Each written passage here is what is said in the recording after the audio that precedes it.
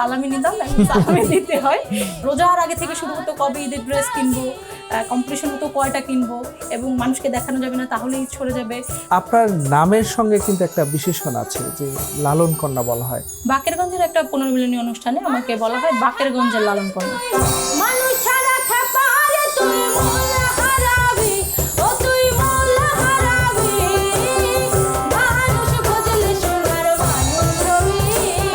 কিভাবে আপনার যাত্রা শুরু হলো এই সঙ্গীতাঙ্গনে? গুরুর মুখোমুখি না হলে আসলে এই শিল্প আয়ত্ত করা যায় বলে আমার অন্তত মনে হয় না। আতর গোলাপ শুয়া চন্দন, আতর গোলাপ শুয়া চন্দন, সাজাইলাম ফুল বিছানা। স্টেজ আমার খুব ভালো লাগে, মানুষের সাথে কানেক্টেড থাকা যায়। আজ ঈদের আনন্দ ভাগাভাগি করে নিতে আমাদের সঙ্গে আছেন এমন একজন শিল্পী যার কণ্ঠে আছে মাটির গন্ধ, দর্শনের গভীরতা আর এক অন্যরকম আবেগ। সঙ্গীত জগতের উদীয়মান তারকা লালন কন্যা খ্যাত শেখ শাহরিন সুলতানা মিম।